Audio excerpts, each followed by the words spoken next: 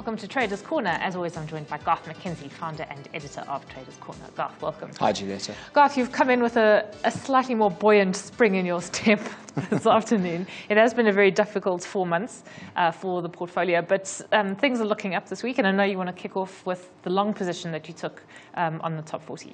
Yes, that's right. I've got good news to report for a change this week. We've actually gone into the black with our portfolio this year, for the year to date now, after spending the last 3 months slightly in the red. So that's good news, and we'll get to that at the end of the show. But yes, to look at last week's trade on the top 40. If we have a look on the screen at the moment, I've got a 1 hour chart of the June Aussie 40 futures contract. Now, what I mean by it being a 1 hour chart is that every candlestick pattern here represents 1 hour worth of trade. So this chart goes back to about the 20th of March, thereabouts. And you can see the various days of trade since then. Now, what I identified last week was that the market began to break this downtrend and it began to move up. But there was also this sideways channel that was evident, and almost like a basing pattern that was evident last week. And when it broke above the top of that basing pattern, above 46,000, which is the upper boundary of that channel, I decided then to go long of one top 40 futures contract. Now, keep in mind that when you're talking about a futures contract here, this is listed on SAFEX, or what they call the derivatives division of the JSE now. And every 1 point on the top 40 represents 10 Rand per point. So effectively, I went long of one of these contracts at 46,008. So basically, I bought 460,000 Rands worth of market exposure by buying that one futures contract.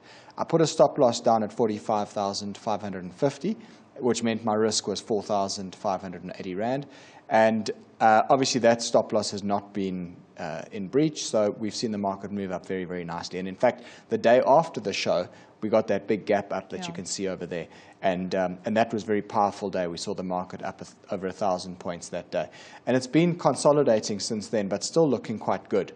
And I'm happy to have this long, because also keep in mind, I have an options structure in the background working for us, which we've explained on the show previously. But the one leg of that option structure is a short call option at 47,000 strike, which is basically there where my mouse cursor is now.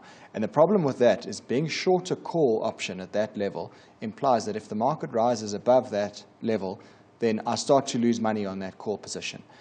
And by going long of one top 40 future here, it helps to offset a loss against that options position. So I know it sounds a bit complicated, but in a nutshell, if I have to summarize it, I've taken advantage of this first 1,000 points that we've seen, from 46,000 up to 47,000.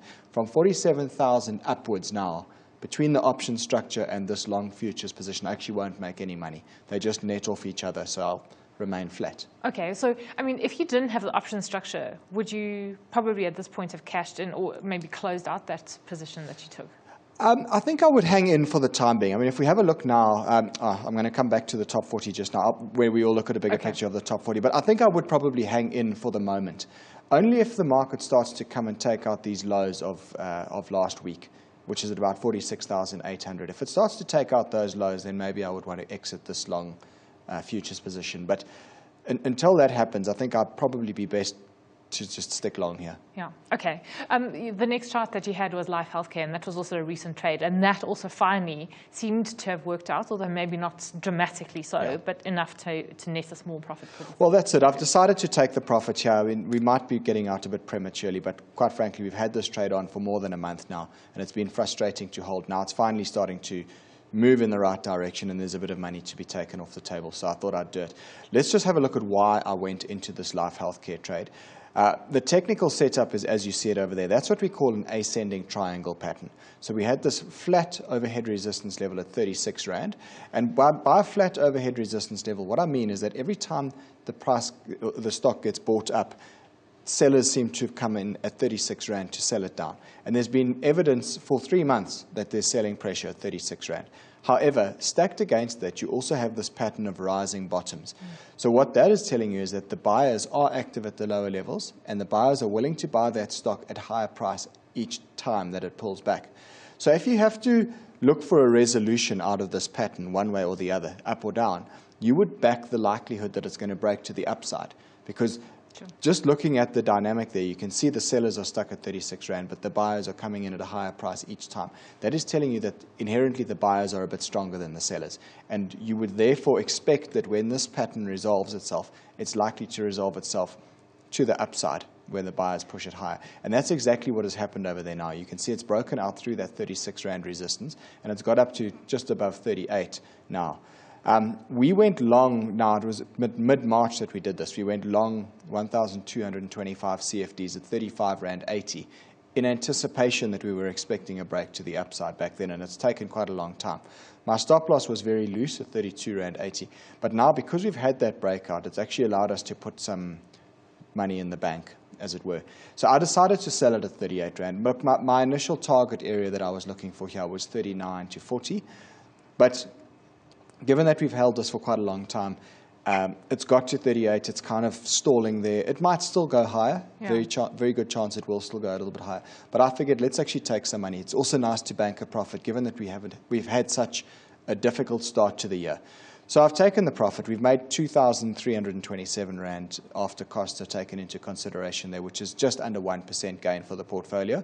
But in this environment, that's fine. It helps us to actually get the scoreboard ticking over in the right direction. Yeah, some meat on the skeleton, as it were. That's it, yeah, exactly. Without being, indeed, moving on, Garth. If you want to look at the S&P 500, and I know that's where you want to start the bigger picture chat this evening before we go back to the top 40.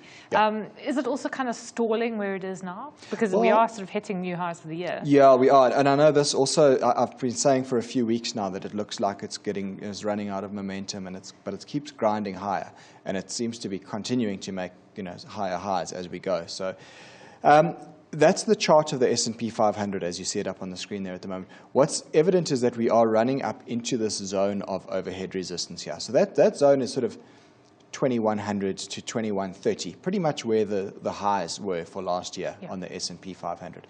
Now, I've made this point on previous shows before this, that we've got negative divergence evident on the stochastic over here, as well as on the RSI at the top. Now, what that means is that you've got the price of the index itself there making higher highs, but the oscillators, the stochastic at the bottom here is making lower highs, and the RSI at the top is also making a lower high. So what that's telling you is that the momentum of this move upwards is actually slowing. And very often when you see negative divergence like that, it does preempt a change in trend. So in this case, what it's suggesting to me is that we've got this very powerful run that's happened since mid-February, and the market's gone up pretty much in a straight line since then. But that rally is starting to look as if it's running out of momentum. So it's possible that we see a pullback or some sort of a consolidation begin at any time now. But again, I've been saying that now for 2 weeks, 3 weeks, and so far it continues to grind higher. So while that is the case, I don't know where the top is going to be. All I can say to you right now is that it is in a zone of resistance, and that the momentum indicators are telling us that the momentum is slowing. Having said that, though, if it had to pierce that resistance, would that change everything? Well, it might, but my sort of gut instinct is that I would be very cautious of trusting a break higher in the S&P and thinking that it's something that we should be following. Okay. I'd almost be very, very wary of that, half expecting it to be a false break, just the way the markets have been reacting. And also given that the fundamentals out there are not actually that fantastic. Yeah, I mean, you've seen all the US banks coming out with earnings, which have been better than expected, but they are by no means good. I mean, en masse, they've reported sort of 50-odd% declines in their net income for the last quarter, and I can't think that's great. No, it's not. So that's it. I can't. I'd be very careful of buying this market where it is right now. Okay, and then going back to the top 40 graph, because you've got positions, I suppose, stacked long and short of the top 40 at this point. Yeah. Well, here's the top 40 spot index, and this goes back to the middle of 2014, really. So we've got about 2 years worth of history here. And it's very broad range, but you can see the bottom of the range there is 41,300. We went and tested that in January this year. And then the very top of the range where we saw highs last year twice was at 49,000 on the top 40 index. Now, we sit at the moment at around about 47,000. And it's difficult to say. I mean, last week I came in here and I said we were oversold. We were due for a bounce. We've seen the bounce now. But it's not to say that the bounce is necessarily over. I can't say whether we're going higher or lower from here. But you can't rule out a potential push up towards the upper end of that boundary. So I don't know. I mean, it's difficult to read it at this stage, and to say we should be going long or we should be going short, right? It's actually quite tricky to really make a call. Make a call either way. And I suppose, part of the maybe, if not confusion is the right word, but part of the complexity of the market is what's happening to the currency markets. And I know you've got a couple of slides on those, because personally, I'm just praying for the rand to weaken, but it's done exactly the opposite. So what do the charts say? Yeah, well, I think you might have to pray a bit harder, because these charts are saying that it's going a bit stronger, if my analysis is anything to go by. This is the rand-dollar exchange rate. And what's evident here, now this chart goes back to 2011, and you can see that the real rand weakness, the major trend of rand weakness began then in 2011. And every time the currency is pulled back towards this trend line, you can see how tightly that trend fits. Yeah. Every time the rand is pulled back to that trend line, it's then weakened from that level onwards. Now, we've seen a blowout over the last number of months. Obviously, in December, we saw the firing of Nhlanhla. January, the rand had another very sharp move weaker. But since then, actually, since January, it's been strengthening. And we've gone from what was nearly 18 rand to the dollar. And it's been pulling back and pulling back. Today, I heard on the radio now 14 rand 27 when I was driving into the studio. From a technical analysis perspective, that long-term trend line comes in at about 13 rand 80 to the US dollar. So I think there's a potential that the rand might still go a little bit stronger in the near term, but it's going to be interesting to see what happens then when we get back to that long-term trend. And if the saying that the trend is your friend is anything to go by, well, then we would expect that at that sort of area, that's probably where you would begin to see some rand selling. And that, if you're wanting to send money offshore, I guess that would be a good area to do it. Yeah, well, and it's certainly taken a lot of people by surprise, especially those, I guess, sending money offshore, maybe at the worst of the rand crisis that we've experienced. What about against the pound? Because the pound has also had a lot of its own dynamics, namely fears of Brexit, and that's kept the pound maybe weaker than it should be. Yeah, the pound is weak. When you look at it against the dollar and against other developed currencies, the pound is quite weak. But against the rand, the rand has been weaker than the pound even. But having said that, again, since January, the rand's been retracing quite a bit of its losses against the pound. So there again, you've got a situation where we go back to 2011, and you can see that very tight-fitting trend line that goes all the way back to 2011. Now, the long-term trend comes in at around about 20 rand to the pound. So we've strengthened back from, I think it got to a weakest level of about 24 rand 50 to the pound, and now we're well into the 20s now. And it looks to me, from a technical analysis perspective, like 20 rand to the pound would be an area where I would then expect that maybe the rand strength comes into a little bit of selling at that point in time. Okay, so something to consider, I suppose, given what everyone does in the market. So what does the portfolio look like then, given the last week? I'm delighted to report that we're up 4.6% for the year to date now. And that is actually ahead of the performance of the all-share index. So I think the all-share has done about 3% for the year to date, and we're up 4 and a bit percent. So we're ahead of the curve finally, and it's taken a number of months to get here. But I think maybe the monkey's off my back, as far as this is concerned, for now anyway. There's our life healthcare trade where we made 2,300 rand profit. And then just have a look what happens here with this option structure. Notice I'm beginning to lose money on that option structure now. Yeah. But the profit that I'm making on that top 40 future offsets the loss. So we've got a nearly 15,000 rand profit on the Aussie future.